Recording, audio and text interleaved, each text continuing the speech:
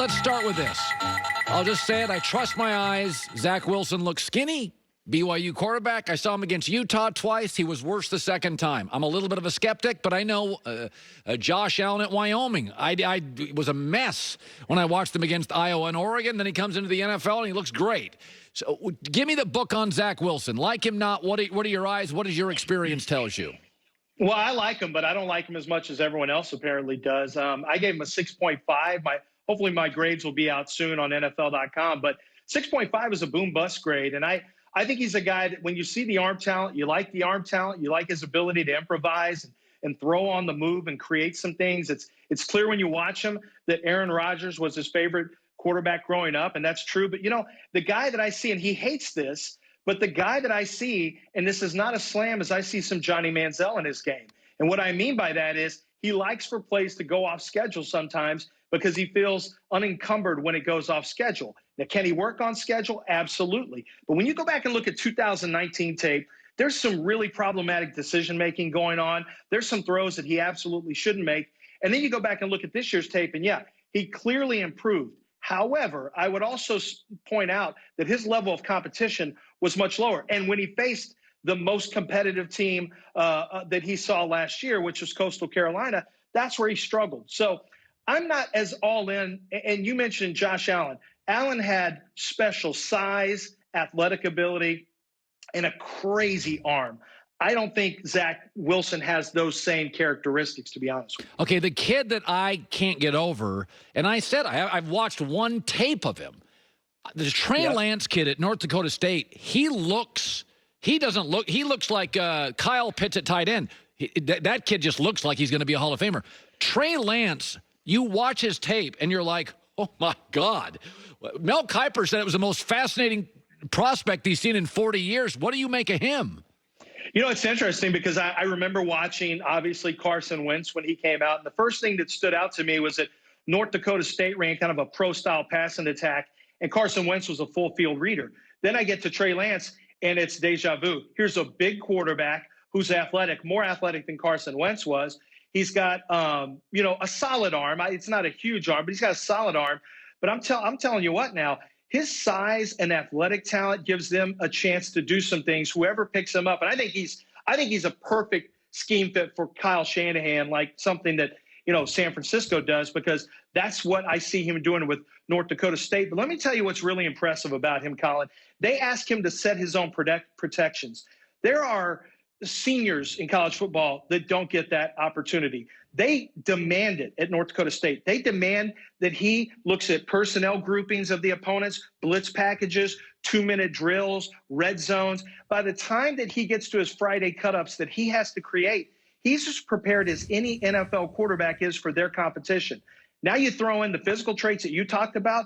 That's why he's the most intriguing quarterback, frankly, in this entire draft. Okay, so let's talk Philadelphia. Last year they took Jalen Hurts second round, and I'm hearing stories now all of a sudden Philadelphia is going to go get another quarterback, and my takeaway is timeout, timeout, timeout. So you're telling me the second draft, your second pick last year, you had a lot of needs. Right. You don't think he's a franchise guy? You're not going to give him like 10 starts? What is Jalen Hurts? Is he a franchise guy? What do you see you like, don't like? I thought he was a really good backup and a low-end starter. I thought that's the grade I gave him last year. My guess is you're going to see something similar from the Eagles now when they take a look at it. But what they have to decide now, because Doug Peterson, the guy who pulled him out of the game, is no longer there. So now they have to figure out, do we take one more year and determine what and who Jalen Hurts is as a quarterback, which realistically you should do since he was a second-round quarterback and you liked him enough to take him behind a quarterback that you already had in place. And if that's the case, if that's how you believe in Jalen Hurts, let's let it play out. However, how often are the Eagles going to be drafting sixth?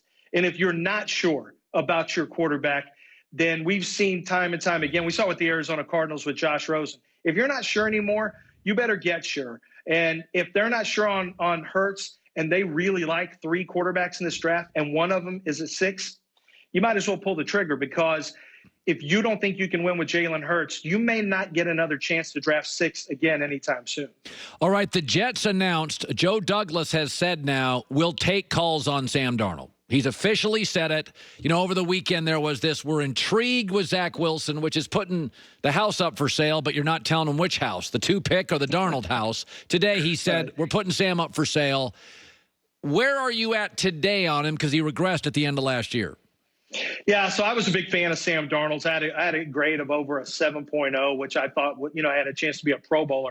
I still love the intangibles. I love the toughness. There's a lot of things I like about Sam Darnold. I remember watching a game against the Colts where he made this incredible, escapability type of play extending outside the pocket touchdown throw. But the fact is, I don't know who Sam Darnold is anymore. He hasn't had great protection. He hasn't had wide receivers to throw to.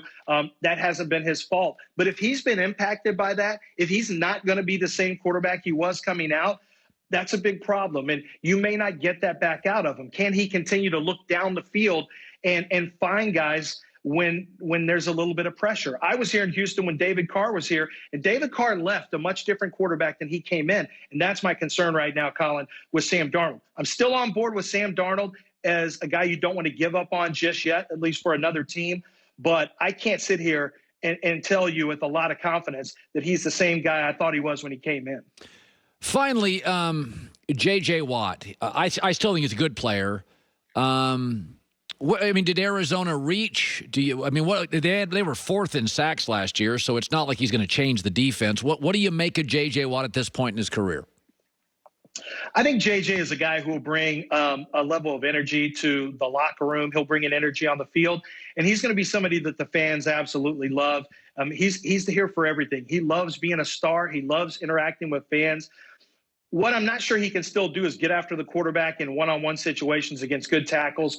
He can pressure the pocket still, which is going to be good for Arizona. But they're paying him money, to me, that looks like a guy that you expect to get in there and get to the 8 or 9 sack range. And I'm not sure that he's still that guy. But for Arizona, if they can just if they can pressure the pocket with JJ and become a little disruptive with their run defense as well, that might be all they're looking for. It's just a 2-year commitment. And I do think he's great for the culture in Arizona as well. By the way, one more question, a Houston question. You have great contacts there. Mm-hmm. Labor Day weekend, where does Deshaun Watson play? Is it Houston? Houston. There's so much money that's owed to him. Is he going to give back the $27 million they gave him to be their quarterback with the next contract? They're going to take a cap hit when they lose Deshaun Watson. Are people going to be able to give them fair value for a player of that talent? And when you look at the money they've already given him as a signing bonus, is anyone going to kick back money for that? No, I think Nick Caserio is dead serious about playing hardball with Deshaun Watson, and I don't think the Texans blink first. Lance Zierlein, check him out, NFL.com. He does as good a job as anybody out there, and I love seeing you, buddy. Good talking to you, and congrats on all your success. I appreciate it. Looking forward to it again. Yeah, his dad was an offensive line coach in the NFL for years, and he didn't want to do that coaching thing. I've known